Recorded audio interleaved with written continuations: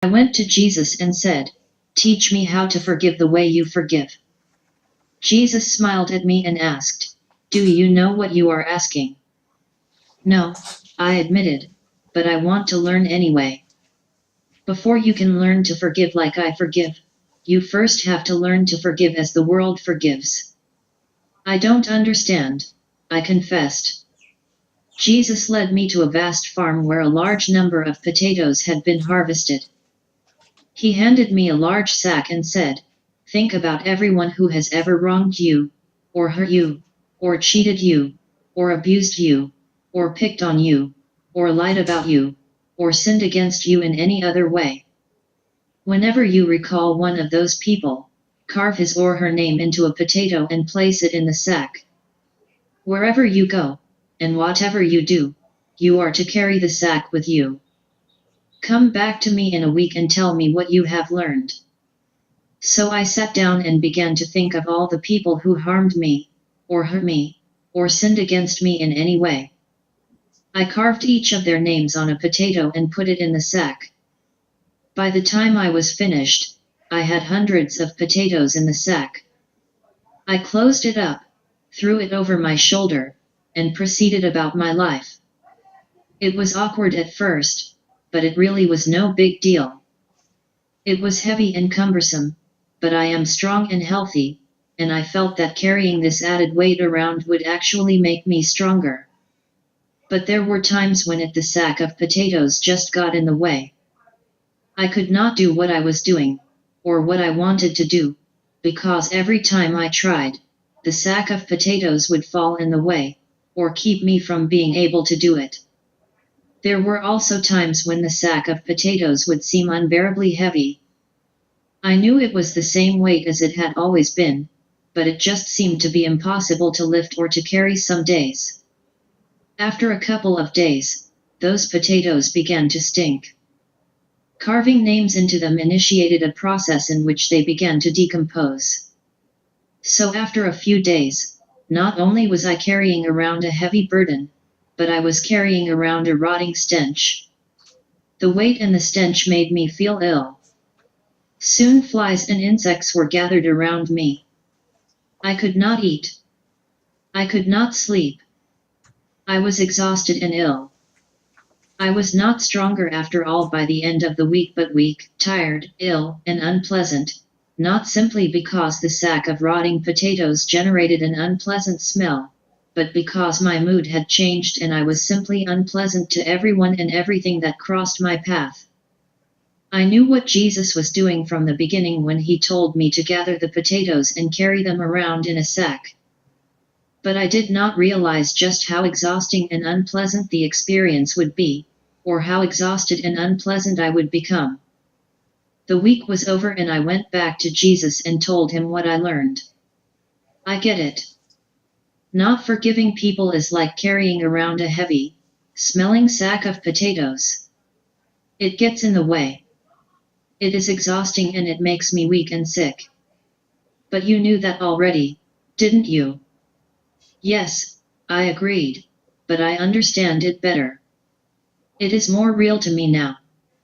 If not forgiving people is like carrying around that sack of potatoes, what conclusion did you come to about forgiving? I decided I want to forgive them all. Good. Jesus said with a huge smile.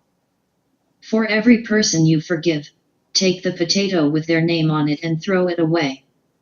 I went through the sack, one potato at a time, forgiving the person in the wrong represented by the potato. When I was finished, I went back to Jesus. How do you feel? Much lighter. You smell better too.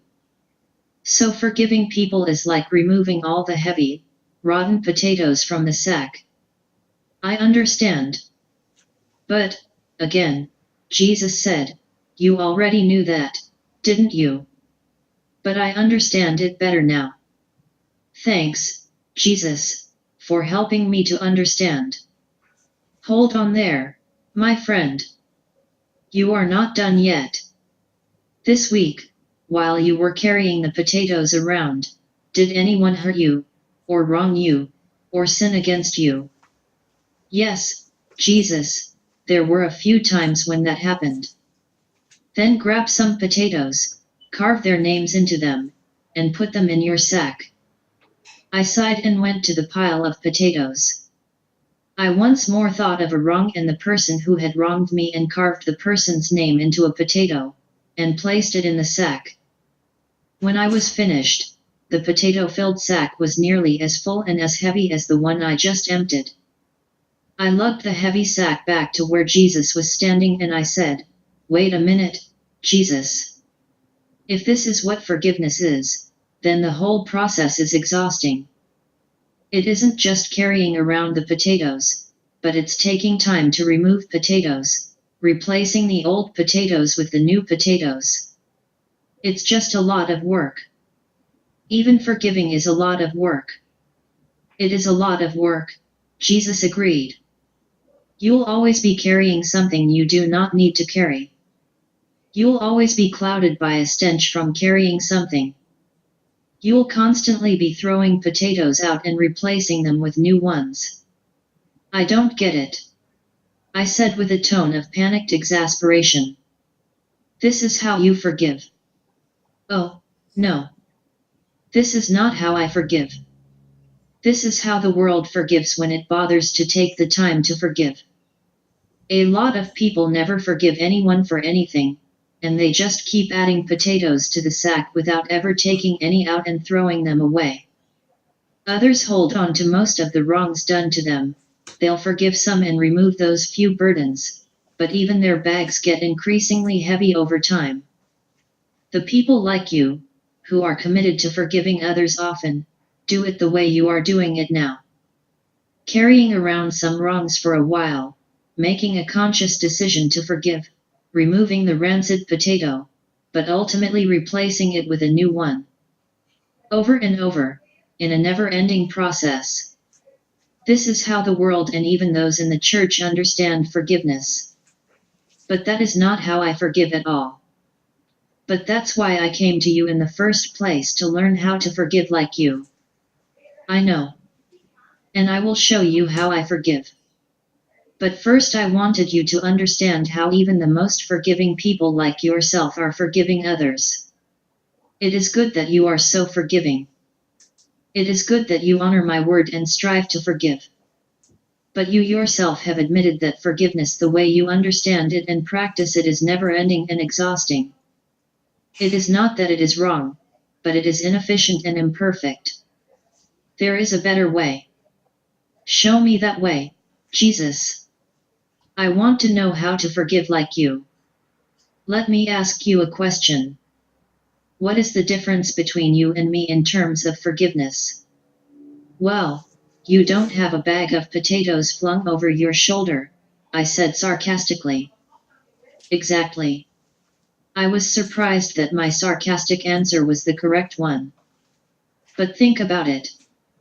Look at me. It is not just that I am not carrying around a sack of potatoes. I thought long and hard, examining Jesus as if the answer were hidden somewhere on his face, or written on his clothes. "Come on," he would occasionally insert amidst my ehs and ums, occasionally peppering it with, "You're a smart boy, you can figure this out." Then it hit me. It was the clearest thing ever. It was so obvious and so simple that I just could not see it. It isn't just that you are not carrying around a sack of potatoes, it's that you don't have a sack at all. Yes, he said excitedly. And what does that mean? It means that most people like me who are striving to forgive are constantly stuck in the process of being wrongs and forgiving because we think the wrong is the thing, but it's not. It's the sack. I can only carry around all those potatoes because I have something to carry them around in. When I remove the potatoes, I end up replacing them with new potatoes. But it's not the potatoes that are the problem, it's the fact that I keep carrying around the sack, allowing me to carry around all those potatoes. If I get rid of the sack, then I get rid of the potatoes because I won't be able to carry them around anymore. And that, said Jesus, is how I forgive. Okay, Jesus, I get the idea. But how do I get rid of the sack? The sack is your pride, your ego, your self-centeredness. The more you have these things, the bigger your sack it, and the more weight you have to carry. Remember, the Son of Man did not come to be served, but to serve. The ego is the part of you that wants to be served. The ego is your sack. The more you focus on serving others, the smaller your sack will become. The more you take your focus off of your wants and desires and needs, and strive to help others get what they need and want, the smaller that sack will be and the less you will be able to carry. Over time you will end up with a small pouch that can only carry one potato, maybe two. And after even more time, you'll just stop carrying anything around at all. I get it. I always thought being of service to others was like a requirement because you demand it, or because it is what religious people should be doing.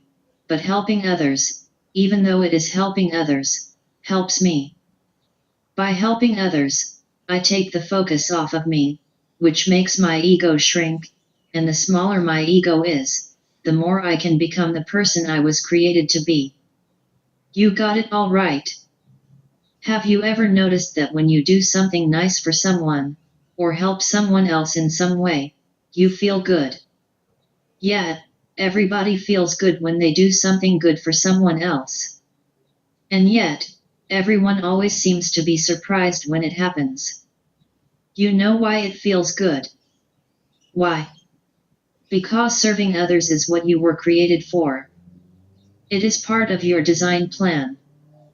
It is in your programming.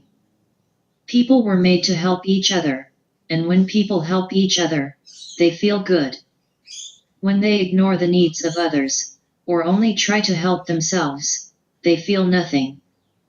Sin and ego take the focus off of others and place them on the self, and that sack starts growing, and you start filling it.